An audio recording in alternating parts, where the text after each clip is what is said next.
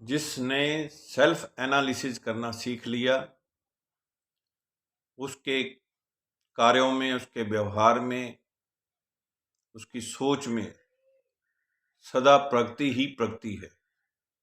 अक्सर जब हम अपने कंज्यूमर, कस्टमर, वेंडर्स, स्टाफ, परिवार, पड़ोसी, जिनके भी हम आसपास हैं, यदि हम अपने कार्यों को समय समय पे एनालिसिस करते रहें, कंप्लेंट कितनी आ रही हैं, पहले कितनी थी, अब कितनी है, उसमें क्या सुधार किया, क्या सुधार करना चाहिए था, और सामने वाला मेरे काम से कितना खुश है, प्रसन्न है।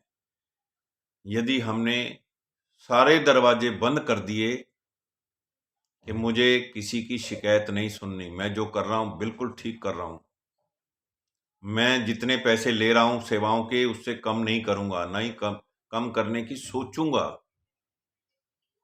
आटे में नमक सभी कमाते हैं, किसी कस्टमर को कोई शिकायत नहीं है, लेकिन नमक में आटा जब कमाने लग जाएंगे तो आपका बिजनेस जो सालों चलने वाला है वो महीने भी नहीं चलेगा, कुछ ही दिनों में बंद हो जाएगा।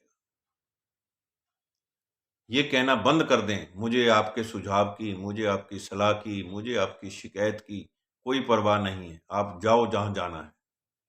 वे लोग जो ये कहते रहे, एक ना एक दिन उनको इतना पछतावा होता है कि जितने भी उनके यस मैन हैं, जितने भी उनके गलत को सही कहने वाले हैं, वो दिखाई भी नहीं देंगे।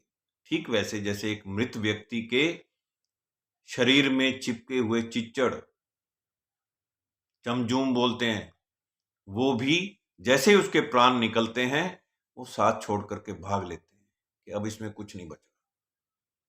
तो आप उन अफसरों, उन सलाहकारों से, उन दोस्तों से, उन समर्थकों से बचें जो आपको गलत होते हुए भी सही कह रहे हैं,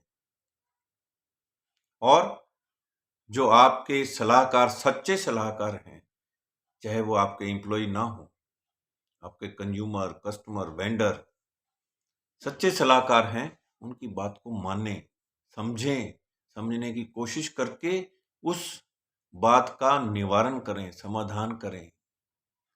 तभी आप आगे बढ़ेंगे, तभी आप सुखी रह पाएंगे, तभी आप स्वस्थ रह पाएंगे, तभी आपका बिजनेस बढ़ेगा, और तभी आपके स्टाफ वाले भी काम करेंगे।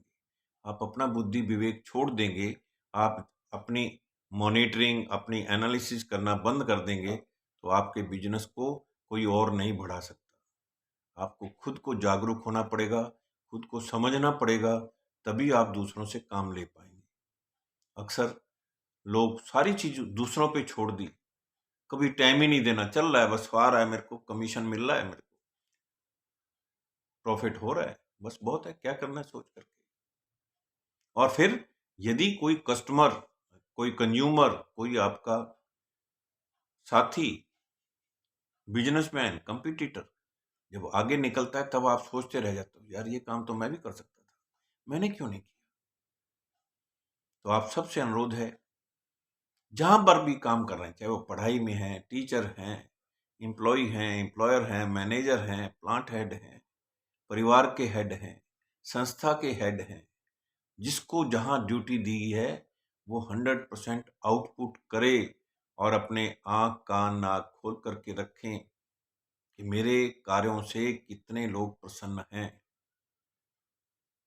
एक बार की बात है कि एक माली ने अपने एम्प्लॉयर, यानी जहां वो काम करता था, वहां फोन करके पूछा कि आपको कोई माली की जरूरत है। उसने कहा नहीं।